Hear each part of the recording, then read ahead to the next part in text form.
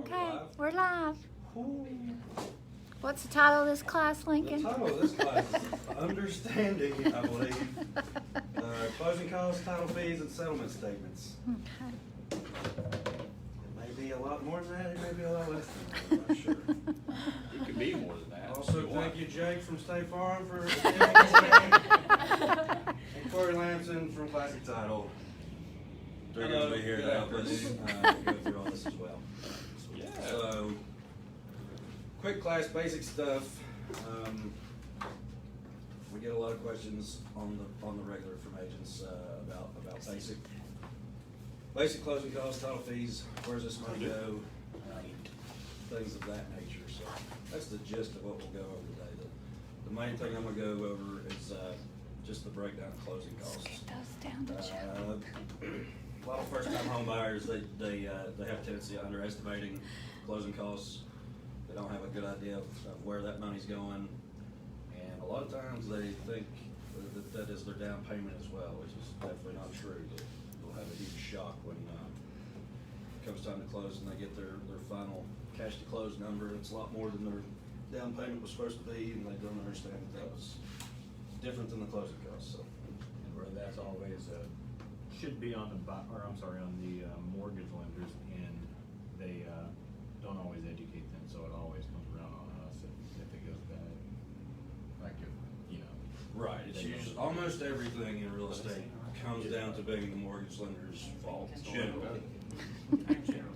But it all gets blamed on the At least that's what we say. That's not true. No, that's not I true. like going. Okay. We'll edit that part out.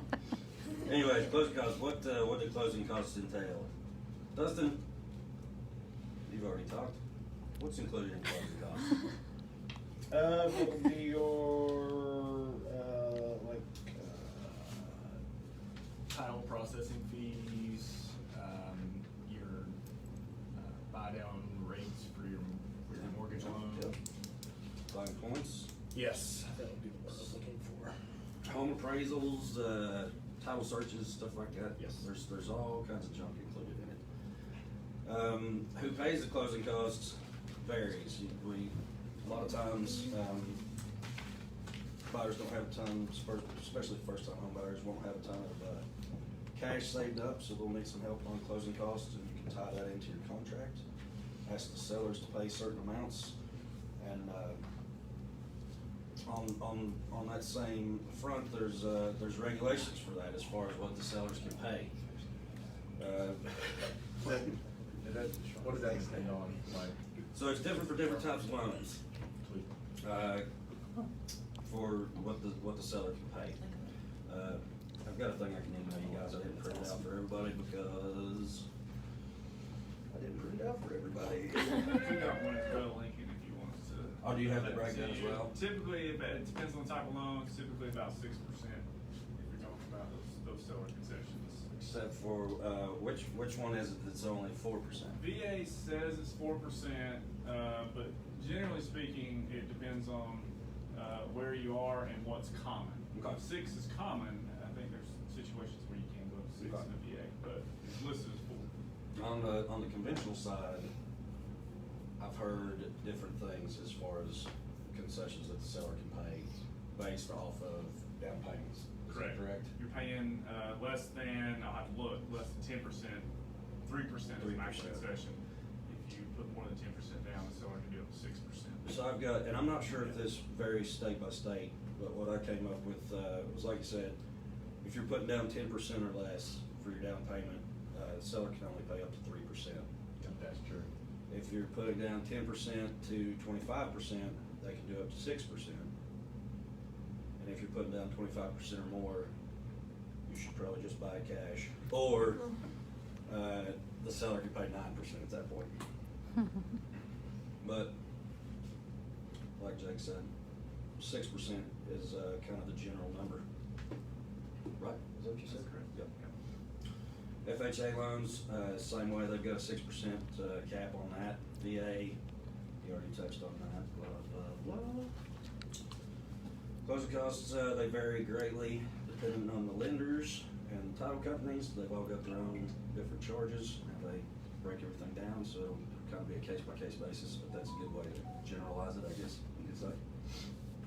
I got, what else you got? Application fees. How much is the application fee on y'all's end? So application fee, origination fee, and processing fee are all our fees combined. Those are 1416 combined when you add those in together. Okay, so so you can tell them roughly $1,500 basically for those types of things. For the most part.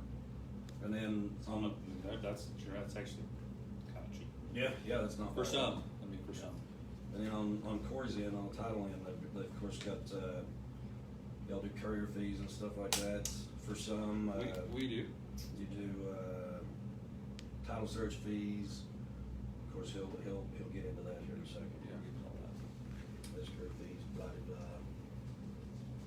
What else did I write down? Mortgage insurance, flood certifications, HOA transfer fees, homeowner's insurance, title insurance, which we're gonna go over. Pages are sticking. Pest inspection fee, I've not run into that, but apparently that's a thing. PMI, which is your private mortgage insurance. Rate locks, do y'all do a fee for rate locks? Can't remember.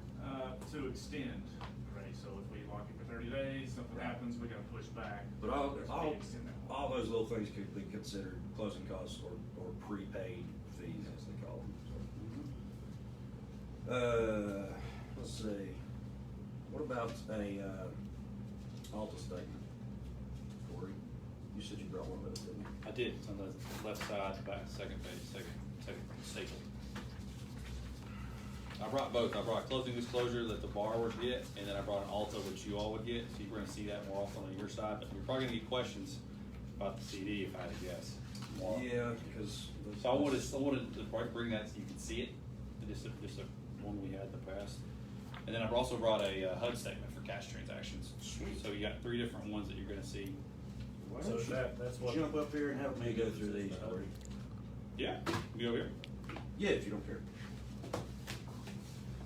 It's cozy over here. I know. I had a better seat. This is lovely. I'll be short. I think it, that's about. Ah. Okay, we'll go first. Let's hit let's do that CD. Okay. Closing disclosure is just your settlement statement for your borrower. We generally don't get these. You shouldn't. No. Sometimes, How do they- sometimes the buyers will send them to us, but they're not really supposed to send this to us. They can though. The buyer can do that. But it's cause it's got, you know, Well, it's theirs. it's got, All personal. How personal often is it? information on it. How often does it differ from the ALTA itself? It's gonna be the same, except it's not gonna show the interest rate. Like even like if they send It'll be the like same. so if we've got one where we haven't really got the final clear to close yet, and they send one of those out. Oh, that's well. There you go. You know what There I'm you saying? go. Where There it's you not go. necessarily the final. And that's the tricky part about lending. When the TRID laws happened a few, gosh, 5-6 years ago, 2015. The goal of that was they had a 3-day rule for these. It was supposed to be complete and done. Everyone was ready to go 3 days ahead of closing. Well, that didn't happen because there's 3 things that can change that can prompt a new 3-day window. Technically, different lenders have different rules for that. But if the interest rate changes by, I think it's 0.25%, or if it changes, interest rates don't change at that point. If the loan product changes, say from a VA loan to FHA loan, those are 2 things that don't happen at that point. And then the last thing is they add a prepayment penalty. Again, those 3 things don't happen for the most part, especially that late in the game. So that would trigger a new 3-day window. So if we started, let's just say today's Thursday, we would have had to get that out. The lender would have got that out on Monday to be able to close.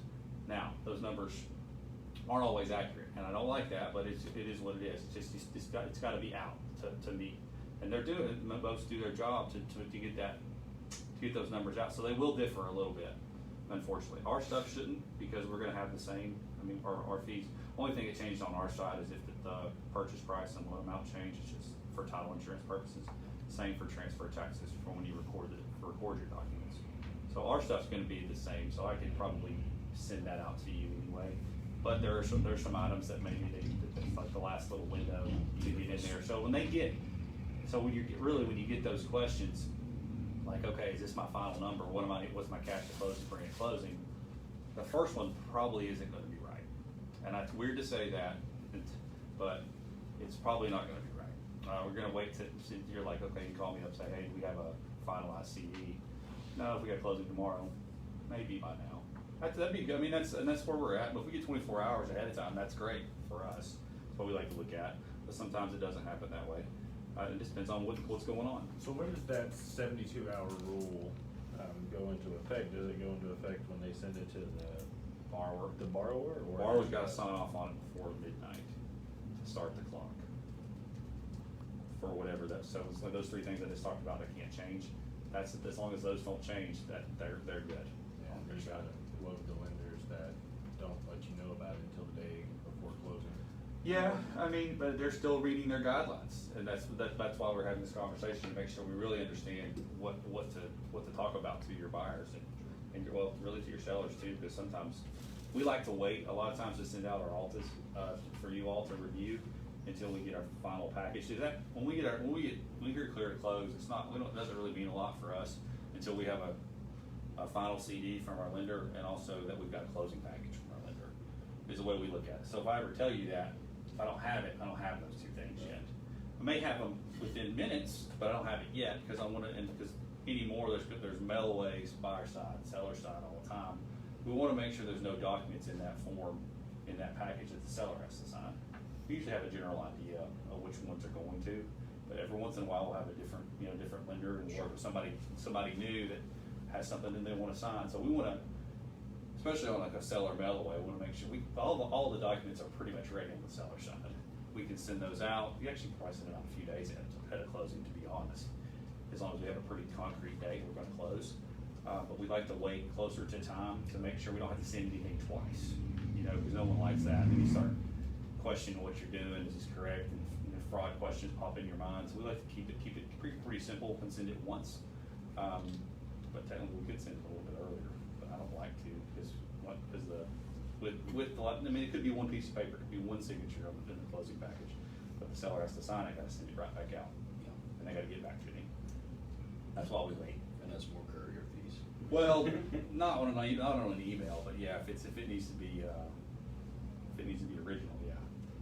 The courier fee when it comes in, only thing we need back original is the signed deed, because we have to record it. Right. And it has to be original to be able to record, and deed of trust for that matter, if it's a buy that way. We've been dealing with a lot of those recently, and we've gotten, especially the past two and a half years, the borrowers are not coming to closing. They're just, seeing houses sight unseen, which is wild, putting offers in. I mean, I just closed one this week. A couple was coming from Vegas, and they didn't know, they talked to an agent, they got it done, and then a few days before closing, they were curious, so how close am I to the interstate? You know what I mean? So like, it worked out. They were happy. It's a great location. It really is. I mean, I think all of us would agree it's a great location. I told you where it was at. But that kind of stuff comes up, and they don't see it. Next thing you know, they move in and they got questions. So I mean, you have to do your due diligence part. But what are you going to say when somebody calls you and say, I want to write an offer? I don't care. I want to see it. So that's a little tricky. But buyer mailaways, we were getting a lot of those with a loan closing now, and we almost always require a mobile notary unless it's some, different specific cases. Because we want to make sure that everything comes back correctly. Because before, in the past, we wouldn't require that, and the next thing you know, they'd miss a couple signatures and miss a couple notary spots, and they got to send it right back. And then we hadn't dealt with a lot of rate lock problems. I know Jake and I were talking about that recently. But what if that does cause a problem and it goes into another day because I got to send out documents? So we really want to make sure we get everything done correctly. And there's a little bit of an extra cost to that, but if you're not going to come to closing, it's really minimal. So it's better than getting on a plane and spending a couple grand. It's really not that much in the long run. So that's that. But do you want to go over? What else do you want to go over next? You want to go over? Well, I mean, do you how have to read this? I mean, Yeah, that's what to what I look was thinking. for? Do you guys what to have highlight? like any specific questions on the settlement statements or the ALTAs or anything like that? The way they're broken down, especially the settlement statement, I mean, a line by line, it tells you exactly what they are. Yeah. So if people have questions on it, you can generally, if they're asking where this money went, you can usually pretty well find it. Sometimes things will be worded oddly. We've run into some stuff that was, ended up being like HOA fees and stuff like that, that were kind of, it didn't just straight up say HOA fee. Sure. It was something weird. As far as the assessment. But, I mean, it was like $250 and people threw a hissy fit on it. And you gotta figure out where that money's going, so. I am very detailed oriented. I wanna make sure I list everything out so they can see it, because you're gonna get questions. The one time you don't do it, you're gonna get a question about it. You're gonna ask, somebody else is gonna ask, and we wanna make sure that that is right. So like, let's pull this out. I mean, couple of things I would probably just make sure you all are looking at, so we'll look at the CD, the closing disclosure. Their cash to close, to bring to closing is on the bottom of page 1, says it. Cash to close, circle that. In this situation, this is all approved. This is how much money we need for them to bring to closing. So in this situation, $14,802.99. They bring that in a bag of cash. What do you think? I mean, no, not for us. I've actually had people ask that. Yeah, I'm sure you do. I got asked that yesterday. Don't let them bring cash or Or, personal checks. that's what I was getting ready to say. Personal check's not good either. I had a buddy want to bring $30,000 like in wrapped up business. It's like, no, dude, they don't. Yeah, well, we had a closing here, and they were writing a personal check, and the closer that came was like, who told you could do that? So, So let's get that out there. Get a cashier's check. In Tennessee, cashier's check works or a wire. With a wire transfer, we'll send out our wiring instructions. And something that we've done recently, just to kind of prevent wire fraud's insane, right? It really is. It's everyone and anything. People figured out our business. It's easy to do. We all work on most work off our phones. I don't. So I'm not at the office most of the time, but most do. You get that. You're so excited. You get to the end. I send this to you, Dustin. The next thing you know, you think it's me. It's not me. And you forward that over with our wiring instructions. That's not it. Next thing you know, they send a wire they can't get back. And you got to prove wire fraud, which is really just about impossible. So what we do now with our wiring instructions, we actually have X'd out a few of our numbers for our account number. So it purposely makes them call to get the rest of our account information. So we've eliminated another risk. So I'm telling you all that right now. So when I'm going to send it that way, because I'm expecting a phone call. So and it says to call us, but now they have to. Now there's no way to not do it. Nice. So that's just another little tidbit that we've added that I feel like may help for us, and it should help you all too. So you don't have to worry about that as much too. Watch your emails really carefully, because They're savvy. They've gotten really slick with it. Yeah. Yeah. They pull one of Ashley's like Sure. signature pages or something. Yeah, and it's not real hard to do. I mean, like we're all on social media. We have our headshots up there. We take them. We want to post them, right? We want to make sure we look right. Snap. Put our signature there. Kind of get some kind of email. Yeah. We can make it work. I mean, it really isn't that hard to do. With that, some tidbits to check that when you're getting emails for wires. See, especially if you're on a computer, if it's coming from, say, me, look and see the actual web, like the web address, the email address is right behind it. That's a good way to see it. And then if it's coming from, and you should at this point know my email address or look at it and say that doesn't look right, or that the grammar's really, really bad on this. I have had a bad day, but not that bad of a day, hopefully, on those. No title company though is gonna have an email address that ends with gmail.com. No, you can't. Yeah, that's not gonna work with us. And also, a cashier's check is always fine in Tennessee.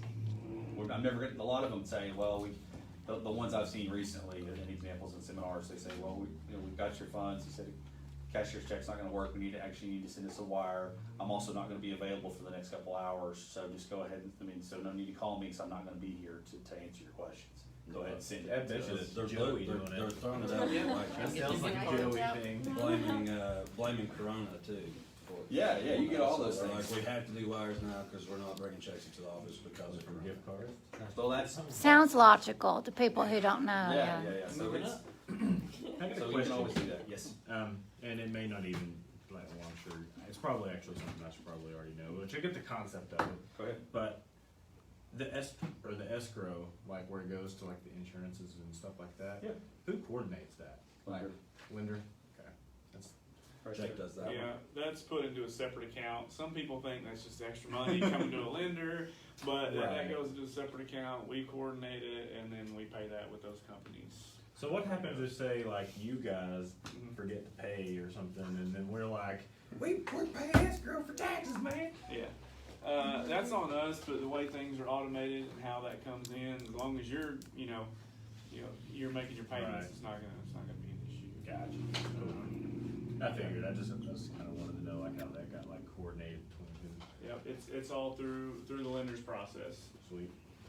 It is, we get the alpha tax information that we send send our original title work over to them, we use that and they verify the tax certification.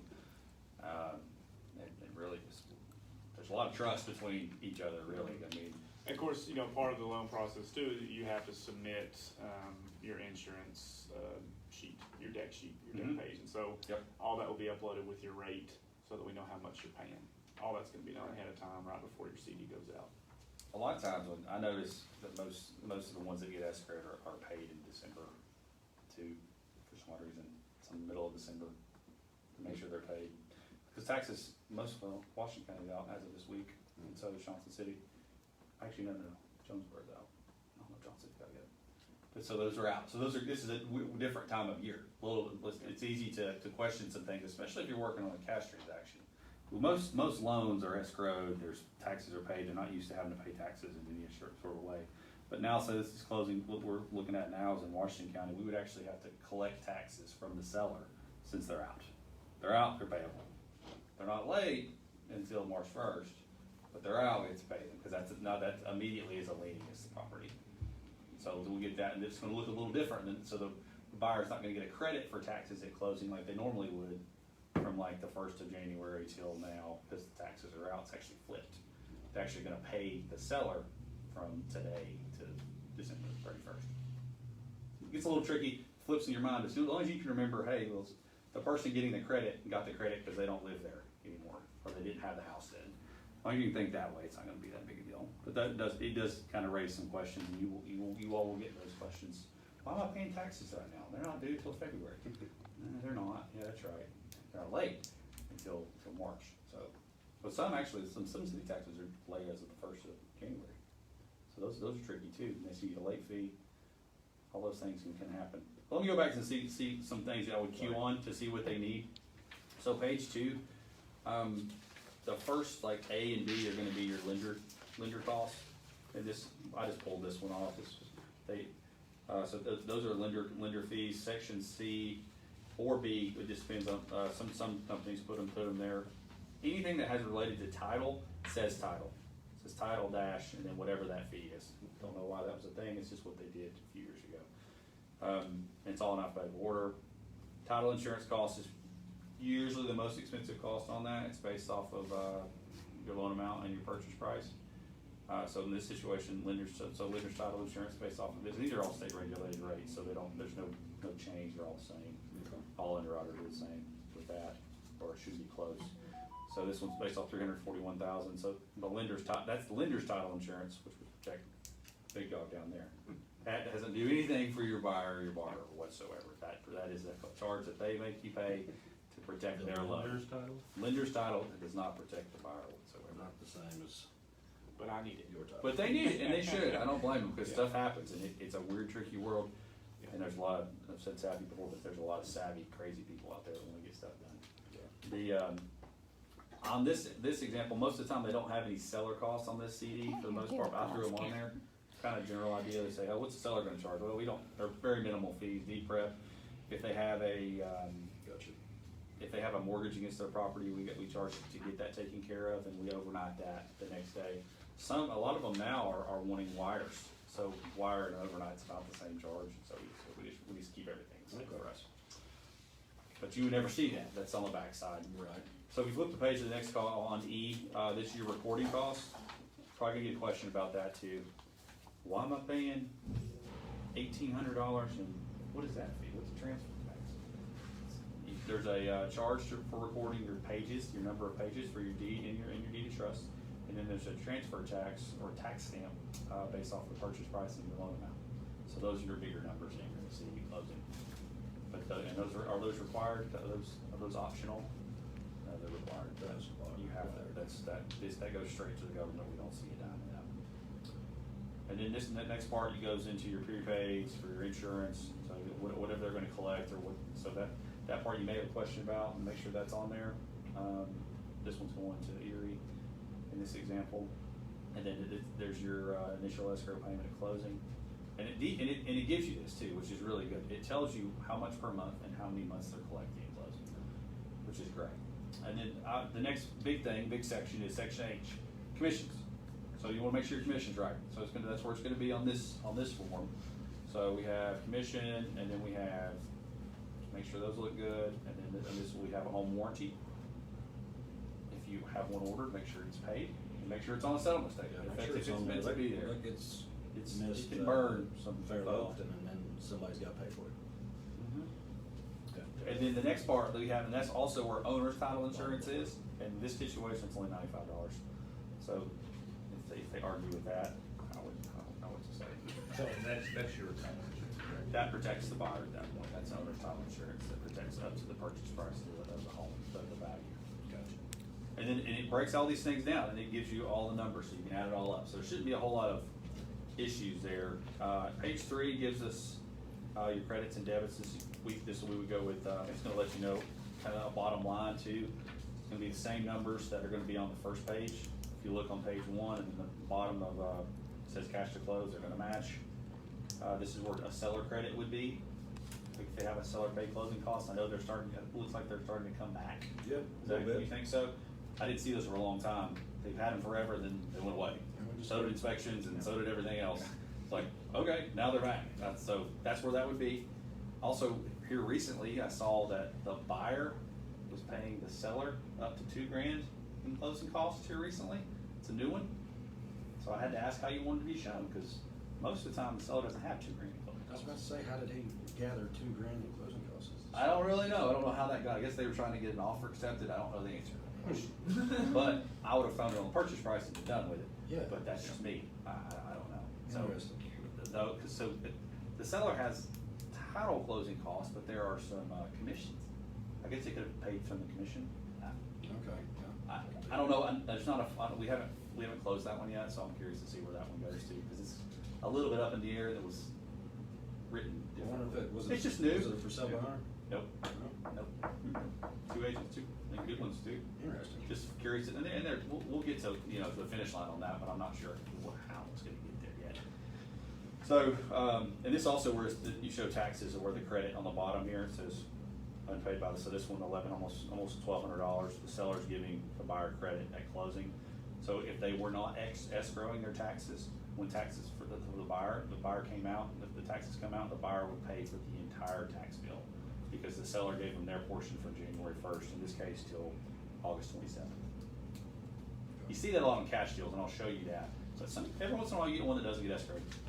Some of the smaller banks and credit unions, they don't offer that. Page 4, you don't need anything to do with that. That says lender information and with the borrower, you don't need that. Page 5 gives you a general idea. This is actually yours, Lincoln. It gives you contact information on the bottom, how to get a hold of people when something's wrong. So that's what that is. So Lincoln Walters' problem. That's who it is. I guess it's coming to Susan, not me. That's even better. Perfect. So that's closing disclosure. That's what the borrower's going to get. What they're going to sign at closing. It's a lender document that we get from them, and then the ALTA is right off the back. It should be the same exact thing, numbers wise, except it doesn't have the interest rate of what they're paying on there. It's going to give you the same fee breakdown. This looks a little different. When I get this, if it was me and I was an agent, make sure the purchase price looks right. Because a lot of amendments going around. That's changing again, because I guess people don't want to pay for anything, but they also won't fix anything either. So we'll take $2,000 off of it, and we'll just make it right. So make sure that looks good, because sometimes we don't always get those. And this, we actually are generating this form. Make sure your seller credit, if they have one, is there. Taxes, you can kind of wash that, and then it gives you a breakdown of all the fees: title, lender, commission. Make sure those things look right. I know you can trust us, but don't on that. Just make, let's look at it. Cause it could have changed, you know, it could have Don't changed take off the long to net. breeze through either. Yeah, just look at that, please. Always make sure you look at that. And then the same thing with home warranties. A pest inspection, it's not on this one, but that was something that could come up. If you're representing the seller, make sure that payoff, if there is one, is on here as well. This is the same form. This is the same form as closing disclosure. Same time numbers. These match. Couple less pages. These match. Any questions before I move on to the cash side? Jake, you got questions? No, I would just say one big thing to pay attention to is that CD really comes into play. Your lender should have already had a conversation. Like this CD is gonna be similar to the initial disclosure, Yes. right? And so Oh, the yeah. lender should have gone over everything line by line. So you shouldn't be explaining what the prepaids are, right? I mean, it's good for you to know, but maybe that's a conversation with that lender. Say, hey, how did your initial disclosure go? Did you go over each line item? Right. Awesome. Because at least if they've gone over each line item, if the numbers change slightly, they've at least been able to explain, this is what prepaid is, this is what escrow means, all of those things. So you talk about this as a closing disclosure, but they should have been exposed to it long before time for closing. I agree. Yeah. I agree, and a lot of the good ones do that. So it's really, by this point, there's not a whole lot of conversation that needs to go. I just tell them, maybe there's a few numbers to really check, make sure your sales price is right, make sure your loan amount's correct, and your interest rate looks good. Those things are all, the rest of it, you should have already seen. for the most part. Okay, the next one, this is a HUD 1 or cash statement. This is a settlement statement. This is the old way of doing things. This is the way cash is transposed on a settlement statement. This one looks a little different, but it looks like page 3 of the closing disclosure. So if you get familiarized with that, it should look very similar to the same look. You just can look from the start. So this situation, there's $95,000 as a sales price. Make sure that looks good. Then you go right behind it, say, oh, there's $1,300 in settlement charges. What is that? That's a high number. Well, it's on page 2. It breaks down literally everything to the penny. Breaks it all the way down, so we can even jump right to that if you'd like. Breaks down our charges, because there's no lender fees at this point, so all that first part's blank. Our charges, there's no lender's title insurance on this one because there's no loan. And then there's an owner's title insurance fee. Sometimes these numbers get a little bit different if you're used to working with like 100% financing or not. People put a lot of money down. They might go, oh, what is this? Well, this is just based off of just the purchase price itself. And there's no lender's title insurance to break that off and give a simultaneous rate. So this is gonna be a little higher than what you think. Most of you might be used to seeing $35, $50 as owner's title fee, but this is actually still relatively cheap. And we have recording charges, same what we did before, transfer taxes or state tax stamp. And we have an e-file fee with the, everything's filed online now, so it's $5 per document.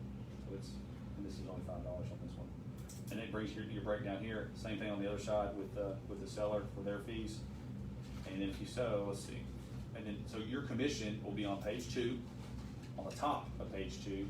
So make sure that breakdown looks right. And this one it was. And also we'll show if there's anything coming out of that at that point too. Then I go back to page, then I go back to page 1, and that's where that number comes. So $49.70 for the seller on this one, because that's just really commission and then just the doc prep, the preparation. It's really fine too. There wasn't a payoff on this one. If there was a payoff, it would be on section 500 on the right side of this one. It'd be right in there. Yep. Try to look forward. And that all, if you go down to the bottom, it all adds up. It does the same way. Same thing for taxes. The taxes were paid to the buyer. There's a credit there. So that on this one, Lincoln, how much money were they going to bring to closing? Where's that on here? It's on page.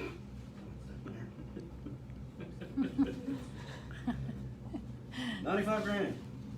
Almost. 94,836 and 16 cents to the penny. Oh, and how do we get that? Round it up.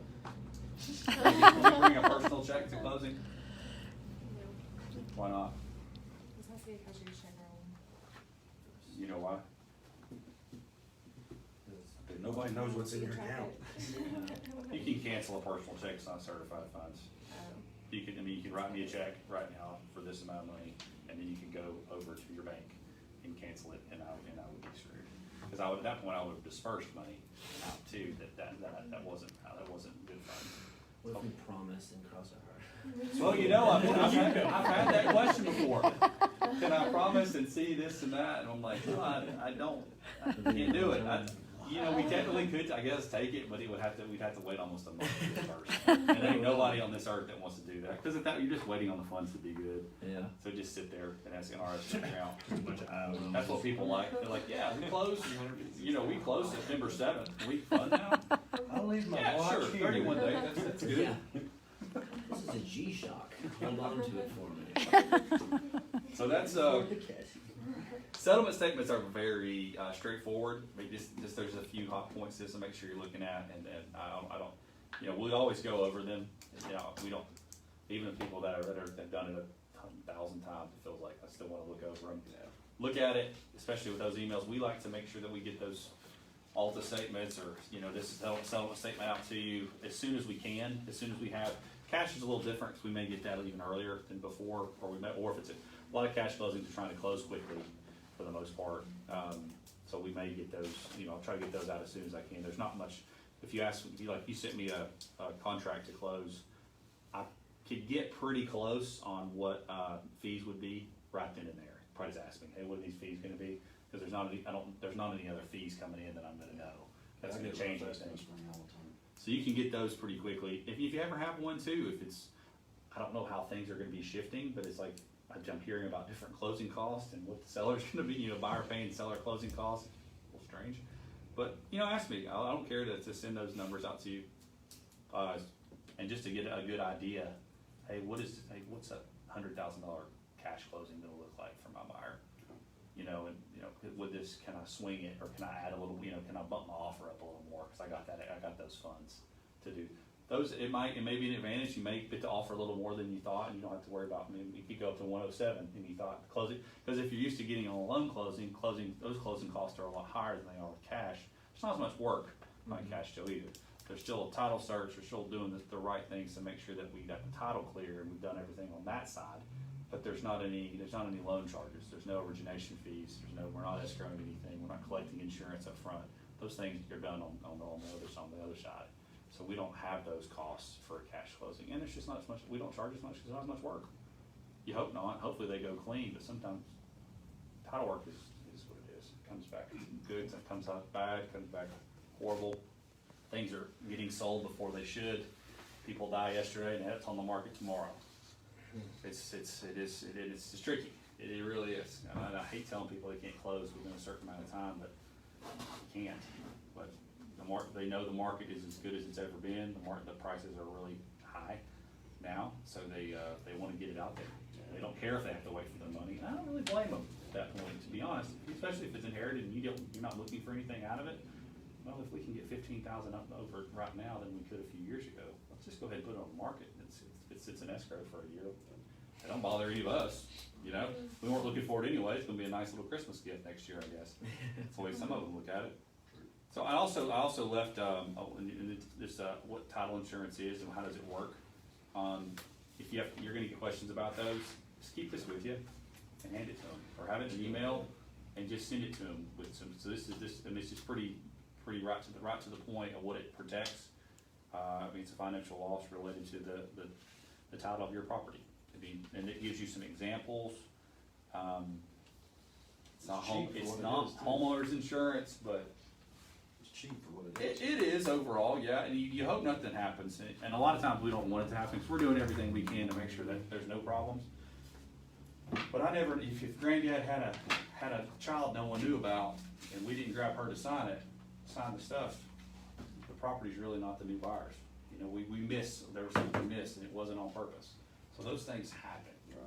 Right. They do, and we don't want to see that, but it can happen. Any questions? Thank you, Mr. Lamson. I know it gets as boring as possible, but No, does anybody have any questions for real? I did, yes, and it's probably something you already went over and I wasn't. All right, next question. On the HUD here, cash, yeah. on the taxes, Yes, they're both the same from that time frame. So is that because the taxes were unpaid, or? yeah, taxes, so this one, if you look at the settlement date on the top here, it says August 17th. Mhm. So the taxes aren't out for this one yet. Okay. The taxes are not out, so they're not a lien on the property at this point. The taxes are, so what we'll do is we'll take the 2020 taxes Mhm. and just use that as a basis so where we can we call prorating the taxes. So we have city and county on this one, so, and it breaks it down, so like on the buyer side, the left side, it says city and town taxes from January 1st till August 17th is $229.87. That's that portion that the seller's paying to the buyer because they live there. It was their responsibility from this time frame, so they're gonna give credit to the buyer. Same thing with the county taxes for $289.22. So when these taxes come out, now, Alright, you're good. never mind, it can flip though no, now. I was thinking, I just looked at the less amount, I There you go. didn't read. So they wanna make sure that those sides balance, so it's all good. But it is changing right now, like this closing, right, this exact closing, if it happened right now, we would collect from the seller, we would have a line item That to makes split way this more into the sense than what I was looking at. courthouse, and we'd be happy to have it. I was thinking that's what they had to bring. Never mind. My bad. Better to ask. It's one of those days, bro. I hear you, buddy. Well, thanks, everybody. Anybody else have a question, anything? Jake, any words of wisdom you'd like to share? No, You're on Facebook Live, man. Yeah, that's, how many viewers we got right now? At least 2. That's what I'm talking That about. was new, I didn't know I was gonna bring that, I could've maybe dressed up a little more. That's why I didn't say anything. I was hoping, yeah, I'm in sweatpants next time you do that to me. Put my Sunday shirt on.